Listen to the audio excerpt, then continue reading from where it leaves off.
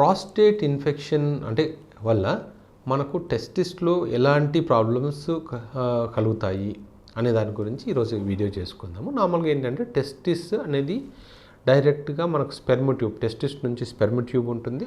ఈ sperm tube starting పార్ట్ని ఎపిడెడిమిస్ అంటాము. ఎపిడెడిమిస్ తర్వాత మనకు వ్యాస్ డిఫరెన్స్ ఉంటుంది.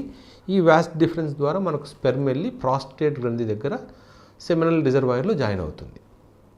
సో ఒకవేళ ప్రాస్టేట్ ఇన్ఫెక్షన్ ఉన్న వాళ్ళకు టెస్టిస్లో ఎలాంటి ప్రాబ్లమ్స్ రావచ్చు అంటే, ఒకటి ఆ ప్రాస్టేట్ ఇన్ఫెక్షన్ వల్ల మెల్లగా ఇన్ఫెక్షన్ వెనక్కి స్ప్రెడ్ అయ్యి అది ఎపిడెడిమిస్లో సెటిల్ అయిపోయి ఇనిషియల్గా అయితే స్పెర్మ్ మొటిలిటీని తగ్గిస్తుంది.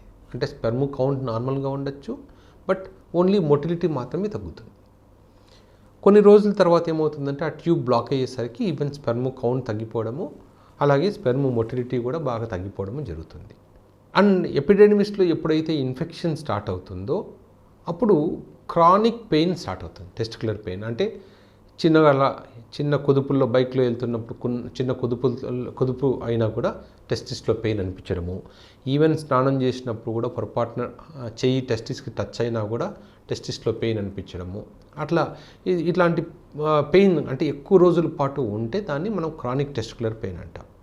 ఇవన్నీ దానికి సంబంధించిన సిమ్టమ్స్ అంటాం.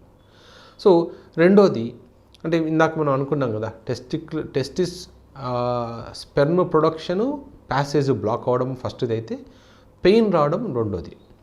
మూడోది ఏంటంటే టెస్టిస్ కొంతమందికి బాగా వాచినట్టు అనిపించడము, టెస్టిస్లో వాపు రావడము, కొంతమందికి సడన్గా టెస్టిస్ పెద్దగా అయిపోయి మళ్ళీ కొద్ది రోజులకి చిన్నగా అయిపోవడం, దాన్ని ఆర్కైటిస్ అంటాం. అంటే ఎపిడైడమిస్లో ఇన్ఫెక్షన్ ఉన్నంత వరకు దాన్ని ఎపిడైడమిటిస్ అంటాం. అది ఎప్పుడైతే అది టెస్టిస్లోకి వెళ్తుందో అప్పుడు దాన్ని ఎపిడైడమో ఆర్కైటిస్ అంటాం.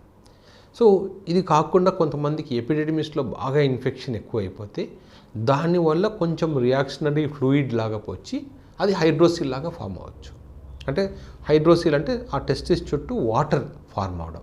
అప్పుడు ఏమవుతుందంటే ఒక టెస్టిస్తో కంపేర్ చేసుకుంటే రెండో టెస్టిస్ బాగా పెద్దగా అయిపోవడము, మనకు లోపల వాటర్ ఉన్నట్టు మనం పట్టుకోగానే తెలుస్తుంది, లోపల ఏదో ఫ్లూయిడ్ కదులుతున్నట్టు అనిపిస్తుంటుంది. అదని హైడ్రోసిల్ అంటాం. సో ఇవన్నీ మనకు టెస్టిస్లో వచ్చే ప్రాబ్లమ్స్. అంటే అటు బ్లాకేజ్ కానీ, అటు హైడ్రోసిల్ కానీ, లేదా పెయిన్ కానీ. వీటి వల్ల కానీ పెయిన్ ఏమవుతుందంటే జనరల్గా కొద్ది రోజులు మెడికేషన్ తీసుకున్నప్పుడు తగ్గదు. మనం ప్రాస్టేట్ ఇన్ఫెక్షన్ తగ్గినప్పుడే ఇక్కడ పెయిన్ కూడా తగ్గుతుంది. అందుకని కొంచెం ఎక్కువ రోజుల పాటు ట్రీట్మెంట్ తీసుకోవాల్సి వస్తుంది.